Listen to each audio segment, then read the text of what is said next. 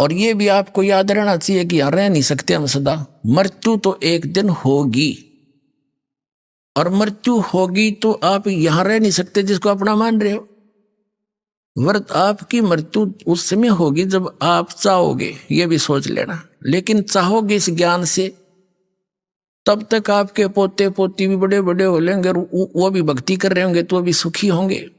तो उस समय आपके मन में एक बीमारी आवेगी, क्योंकि जब जीव को सुख हो जाता है तो ये न सोचा है सारे दुख भूल जाए यहाँ के, नो के ठीक ठाक था, कोई खास बात ना थी अड़त, तो कैर टूट रहा सारे जीवन में, और पिछले थोड़े से दिना में सुख हो जाओ, वो सारे दुखान भूल के यूं बढ़िया लगने लग जाता है, और न्यों पता मृत्यु होगी। तो यहाँ के किसी भी सुख की इच्छा नहीं करनी, आप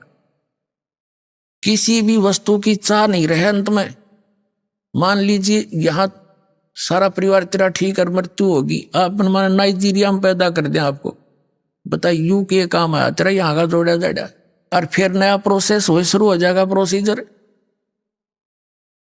मनुष्य जीवन हुआ तो ऐसे, फिर बच्चे पैदा हुए, कोई मर गया कोई जी गया, सारा दिन पेट का रोला, सारी उम्र खत्म हो जाएगी। तो इस जन्म और मृत्यु के इसको लोग याद करके इस चक्कर रहे, आपने हृदय से चाक करनी पड़ेगी वहां की सच्चाई के आधार पे, क्योंकि वहां जाने के बाद फिर धीरे धीरे जैसे यहाँ परिवार जुड़ा है, तो आपका ये परिवार जो आज भक्ति कर रहा है, जिसको आप अपना मान रहे हो, यहाँ नहीं आपका है, ये वहां धीरे धीरे आकर के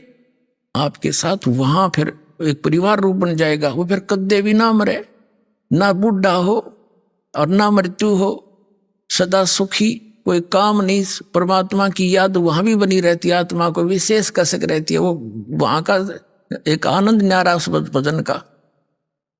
और वो सैर सपट्टे कहीं करो, विमान सबके पास हैं, बड़े बड़े मकान हैं, आगे बहुत बड़े लान हैं, बाग बगीचे हैं, फलदार वृक्ष हैं, ये सत्कर मान लेना, कोई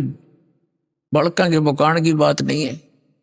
खुद संतों ने बताई, खुद परमात्मा ने आके बताया, और आंखों देखा उन महापुरुषों ने बताया जिन्होंने उस सचखंड को देखा।